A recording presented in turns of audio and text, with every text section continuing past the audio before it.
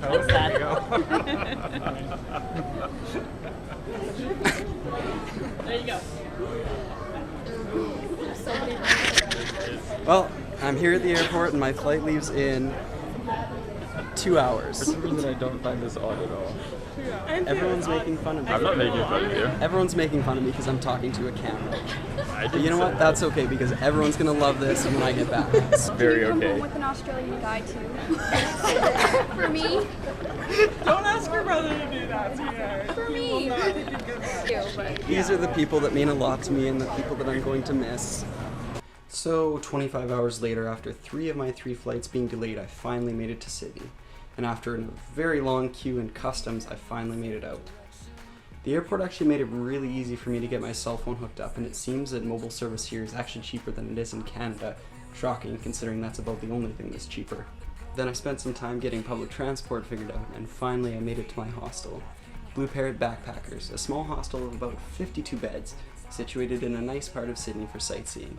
Within a few minutes walking distance, I was able to see the Royal Botanic Gardens in Sydney. It's a huge space with many different little gardens within it, such as a fern garden with space to sit and read and enjoy the smells.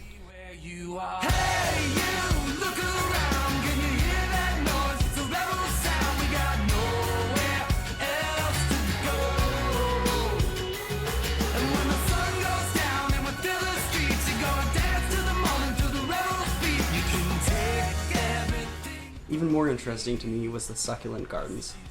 You honestly could have spent hours walking through the entire garden. Fortunately, it was on my walk to see the rest of the city every day. Life is like a ticking clock. Nobody knows when it's gonna stop, yeah. Before I'm gone, I need to touch someone with a word, with a kiss, with a decent song, yeah. Nick, it's lonely when you live out loud, when the truth. Just on the other side of the Botanic Gardens is the Harbour Bridge and the Opera House. Very neat to see it up close and personal. I didn't get to see the inside, but you can kind of see through some of the windows and into the rooms. I do apologize about all the panning around. Honestly, when you come from a city with 250,000 people and you get to Sydney, that's all you do. You just spin around and take it all in because it's so much to take in. I also visited the Sydney Museum of Contemporary Art. It was a very strange experience. I didn't get a picture of the first exhibit that I saw, but what it was I walked into this big room full of yellow dumpsters with red rocks in them. I think it had something to do with some sort of Australian Aboriginal celebration. Another day I visited the aquarium. It was a little underwhelming for what I was expecting from a city on the ocean, but a neat experience nonetheless. Stingray's eyes are very, very strange. Put your arms around me, baby, show me how to move you.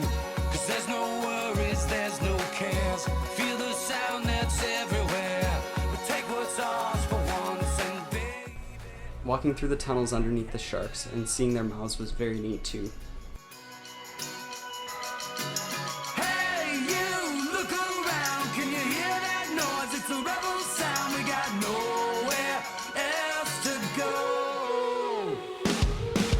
Hey, you, look around. Can you hear that noise? It's a rebel sound. We got nowhere else to go. And when the sun goes down and we fill the streets, gonna dance till the morning till the rebels beat. You can take everything from me. One thing that really strikes me about Sydney is how much natural trees and foliage and whatnot they preserved when building the city. It really strikes you when you're on a ferry and you're able to see the city from angles that you're not able to see when you're just walking around. The zoo is full of animals that I'd never seen before in person, at least not to my memory. The giraffe's pen's background was a very nice skyline view of Sydney. I couldn't believe how small a fennec fox was in person. Go on YouTube and look up Cat Wants to Play with Fennec Fox. It's great. Believe it or not, I only saw 3 sleepy kangaroos in the zoo. I also got to see an emu, a very mean emu that wouldn't leave a fence alone, spider monkeys, and an orangutan. Where you are. Hey, you, look around. Can you hear that noise? It's a rebel sound. We got nowhere else to go. And when the sun goes down and we fill the streets, gonna dance till the morning till the rebels beat. You can take everything from me. Oh yeah, you can take everything from me. There's so much to explore in the city. I spent several days of the week just walking around. I visited the Rocks Discovery Museum, which went through a whole bunch of history about the city. About 250 languages were spoken by Aboriginals, and coastal tribes practiced tooth removal, a rite of passage for young males in which a front tooth was removed from the right side of the mouth. I also visited Chinatown and Hyde Park, including the Hyde Park Barracks, a place where they kept convicts way back when, and St. Mary's Cathedral. Lauren, a friend from Australia that I met while she was traveling Canada, was kind enough to convince her cousin to take me across the Manly Ferry and see Manly Beach, and it turned out that it was actually his birthday, so I got to be in on a birthday lunch with all of his family. It was suggested that I get a half-order pork knuckle at lunch. You picture a knuckle as being something kind of small, right? Well, this is what got put in front of me. I got about halfway through, and Barnaby managed to finish all of his. It was so cool to have a meal with such welcoming people. So that, in a nutshell, is my first week spent in Australia, in Sydney. I miss you all back in Canada, but I certainly don't miss your weather. Bye for now. Yeah, this is all I need.